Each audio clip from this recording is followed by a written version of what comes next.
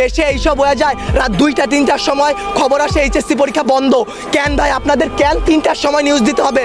রাতে 9টা বাজে আপনারা লাইভে যান নাই, রাতে আপনারা দেখেন নাই, দিনে আপনারা ছিলেন না।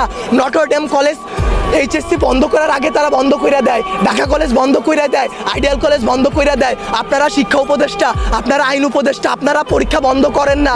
আপনারা বলেন না পরীক্ষা চলমান থাকবে। কাদের নিয়ে পরীক্ষা দিবেন? আমরাই তো দেশের ভবিষ্যৎ, আমরাই তো ভবিষ্যৎ, তাই না? যারা মারা গেছে তারা আমাদের থেকে আরো ভালো ছিল, তারা আরো কিছু করতে পারতো।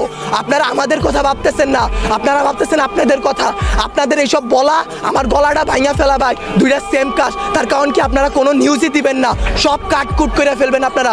যদি ভাই আপনারাও ভাই কোরআনকে সাক্ষী রেখে আপনারাও মুসলমান, আপনাদেরও ধর্ম আছে, মুসলমান না হইলে আপনারা আপনাদের আল্লাহর উপর ভরসা করুন। আল্লাহ ছাড় দেয়, ছাইড়া দিবে না। আজকে যেই বাচ্চাগুলো মারা গেছে তাদের বাপ মারা এখনো খায় নাই, তারা ভবিষ্যতে কোন দিন খাইতে পারবে তারা জানে না। তাদের অভিশাপ যদি ভাই আপনাদের উপর লাগে, সাংবাদিক সমিতি কেন সম্পূর্ণ বাংলাদেশ লইরা উঠবে। আল্লাহর বিচার আপনারা দেখছেন। মৃত সাগর বানাই দিছে, মৃত সাগর বানাই দিতে আল্লাহ 2 মিনিট ভাবে নাই। ফেরাউনরে পানিতে ভাসাই দিতে আল্লাহ 2 মিনিট ভাবে নাই। আমরা তো পাপিষ্ঠ জাতি, আমরা তো খারাপ জাতি, আমাদের ডুবাই দিতে আল্লাহ 2 মিনিটও ভাববে না। বাংলাদেশের রাজনীতি ভাই আপনারা বলতে পারেন জুলাই অভিশপ্ত মাস, গত বছর এত মানুষ মারা গেল, আজকে এত মানুষ মারা গেল, আসলে জুলাই অভিশপ্ত না, অভিশপ্ত বাংলাদেশের রাজনীতি।